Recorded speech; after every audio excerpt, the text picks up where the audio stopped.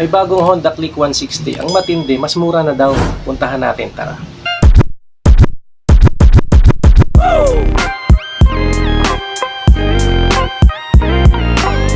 Ang kanyang body structure ay ganun pa rin naman, walang nabago.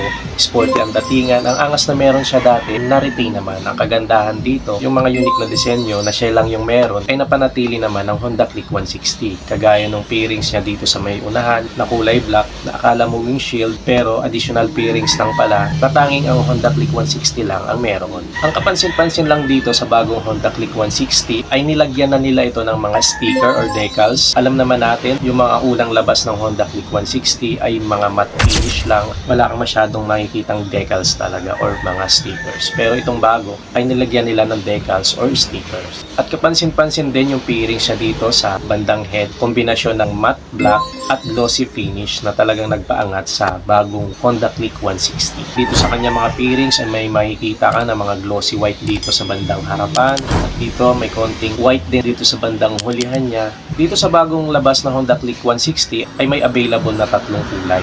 Matte Gunpowder Black Metallic, Matte Solar Red Metallic, at ang nire-review natin ngayon ang Matte Cosmo Silver Metallic. Lalong naging sporty at napaka-premium na datingan ng Honda Click 160 ngayon dahil nga sa kanyang mga additional na decals dito sa harapan. Sa pinakaulo niya, napaka-minimalist lang na brand name, nakalagay ang Honda. Ang Click 160 dito sa kanan kapag nakaharap ka sa motor, ang Honda dito sa magkabilang gilid ng unahang bahagi, at sa baba nito ay ang naka-highlight ang 160 na may kulay light blue na shadow. At dito naman sa kanyang hulihan ay may mga lining na white, black, silver at light blue, at may nakasulat na click. Kulay light blue, may napakalawak na footboard or gulay board. Very comfortable siya lalo na sa mga rider or kapag maraming mga dalain ay pwede nating ilagay dito sa bandang unahan. Dito sa may kaliwa ay may makikita tayo na front inner pocket at meron din siyang USB ready na charging port. Ang kagandahan nito habang nasa long ride tayo, hindi masasayang yung mga oras natin dahil pwede tayong mag-charge dito habang nasa biyahe. Napakatipid na rin ito sa baterya. Matagal natin magagamit yung battery nito dahil ang kanya mga ilaw magmula sa headlight, taillight at maging sa mga signal light ay talagang naka full LED ito. Napakaliwanag nito, visible lalo na sa gabi.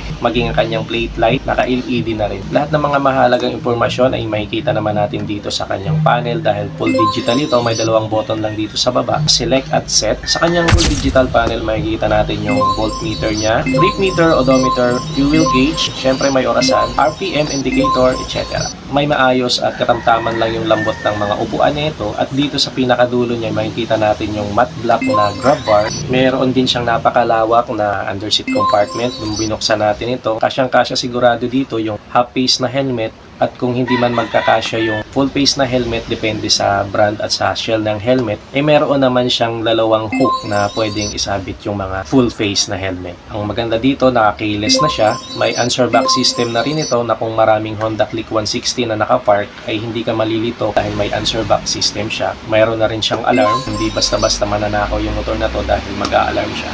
Isa pa sa malupit na features ng motor na to ay meron siyang idling stop system na kung saan kapag huminto tayo ng 3 to 5 seconds, lalo na sa mga stoplight, ay kusang mamamatay yung makina natin na nagre-resulta sa mas matipid na konsumo ng gas. At kapag gusto naman nating umandar ay hindi na tayo mag-push start pa dahil pipihitan lang natin yung accelerator at kusang aandar na yung motor.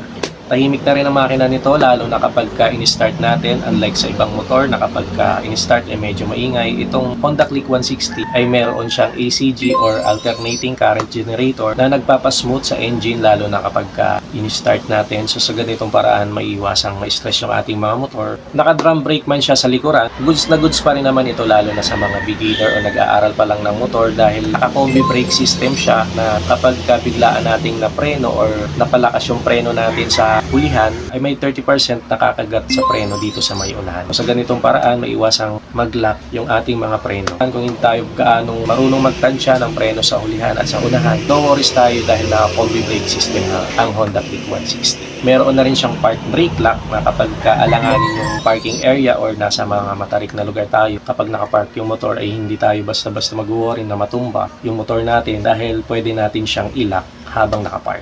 May side stand kill switch pa rin ang motor na to. Siyempre, yung apakan ng back ride natin, makikita naman natin na hindi basta-basta madudulas dahil maganda yung kinabit na alloy dito. May anti-slip siya. Mapapansin natin na sporty at premium na datingan ng kanyang muffler. Medyo nakaangat siya. Meron pa rin naman siyang silver na end cap. Siyempre, meron siyang black na heat guard. No worries na rin tayo dun sa mga talsik na mga dumi or mga putik sa likuran dahil meron din siyang tire hugger dito na built-in na. Sa kanya namang braking system dito sa unahan ay naka-disc brake at sa likuran naman ay naka-mechanical drum brake na mayroong CBS. Sa kanyang suspension naman sa unahan, naka-telescopic fork at dito naman sa hulihan ay unit swing single shock absorber. Sa kanya namang mga gulong dito sa unahan ay naka-mags type, naka-tubeless siya na may sukat na 180 by 14 at sa likuran naman ay medyo malapad din, may sukat na 120, 70 by 14. Proportion naman yung laki ng gulong dun sa body structure ng Honda Click 160. So sa kanyang specs, meron pa rin naman 157cc single overhead cam, liquid cooled na babisa talaga sa mahabang biyahe, 4-stroke, 4-valve, naka-ESP plus ito. Maganda yung bigay ng power pero less sa fuel. Sa ganitong klaseng feature ay mas nakakatipid sa konsumo ng gas. Ang kanyang tank capacity ay may 5.5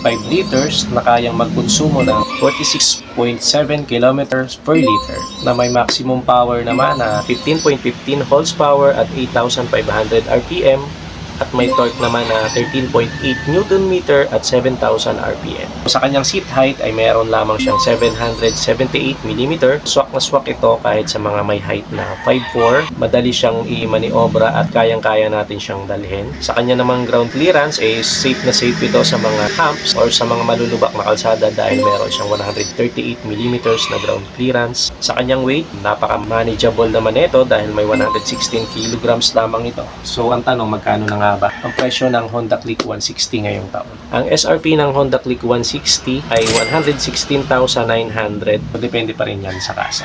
That's it for today's vlog. Kung umabot ka hanggang sa dulo ng ating video, ay huwag ka nang mahiya mag-like. Subscribe mo na para maging updated ka sa mga susunod na video. That's it for today. Thanks for watching. Bye-bye.